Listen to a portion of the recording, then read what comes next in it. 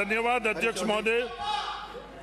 अध्यक्ष महोदय, लगातार इस सदन में ये बात दोहराई जा रही है, विकास भी और विरासत भी। अध्यक्ष महोदय, ये विरासत है क्या? मेरा आपके माध्यम से सरकार से ये सवाल है, क्या ये विरासत सिर्फ पत्थर से बने हुए भवन है या विरासत कुछ और है? आप उस विरासत की जड़ तक क्यों नहीं जाते हो? अध्यक्ष महोदय,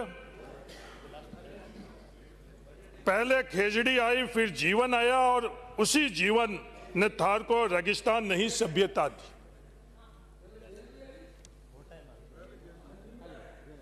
ये जो थार को हम लोग नहीं जानना चाह रहे हैं, इस खेजड़ी की योगदान को हम नजरअंदाज कर रहे हैं। अध्यक्ष महोदय, ये खेजड़ी जोगाराम जी जिस संप्रदाय से आते हैं, इनका संप्रदाय भी अभी चर्चा कर दो। अगर मेरे नाम से कोई पुकारे तो पहले मुझे नोटिस दे दे। हाँ, नाम नहीं दे। ये बातें कर रहे थे साहब, ये बातें कर रहे तो नोटिस भी दे दूंगा। जो अधिकार है वो नोटिस भी दे दूंगा अगर आप मांग रहे हो तो। इस खेजड़ी के संदर्भ में अपना विषय रखो। सिर्फ इनका संप्रदाय नहीं, आपसे ज्यादा प्रेम होगा। जसनाथ जी ने, जंबेश्वर जी ने, तमाम संप्रदाय जो थार से आया हुआ, उन्होंने भी खेजड़ी के संदर्भ में हम लोगों को एक मार्ग बताया। क्या हम लोग इस मार्ग पर चल रहे हैं? नहीं। ये खेजड़ी सामान्य पेड़ नहीं है, ये हंसी मजाक से आप इसको टाल रहे हो। एक खेजड़ी होती क्या है? अध्यक्ष महोदय, मैं आपके माध्यम से राजस्थान को कहना चाहता हूं, क्योंकि सरकार गंभीर नहीं है ऐसा मुझे आज प्रतीक हो रहा है। खेजड़ी एक दिन में, एक साल में, 5 साल में उगने वाला पेड़ नहीं है। खेजड़ी की उम्र क्या है जो आप लोग कह रहे हो कि एक पेड़ की जगह और पेड़? 400 साल खेजड़ी की औसतन उम्र होती है। कितने लाख खेजड़ी हमने पिछले सालों के अंदर कटाई?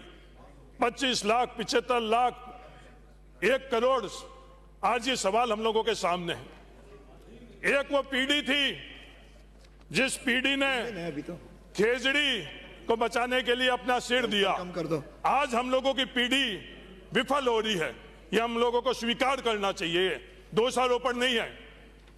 आप सरकार की महिमा मंडल कर रहे हो, ये सरकार की बात नहीं है, पूरी पीढ़ी की बात है। इस खेजड़ी के संदर्भ में जो आंदोलन चल रहा है बीकानेर में और बाकी राजस्थान में, अध्यक्ष महोदय, मेरा आपसे निवेदन है कि जब 3 अंशी एक्ट बना था 1954 के अंदर, जब इस खेजड़ी को एक प्रॉपर्टी के तौर पर लिया गया था, कि उस वक्त कोई पत्थर के महल या और कुछ नहीं था हम लोगों के पास, सिर्फ और सिर्फ वो जमीन जिसका मालिकाना हक हम लोगों को मिला और उसके साथ सिर्फ खेजड़ी मिली।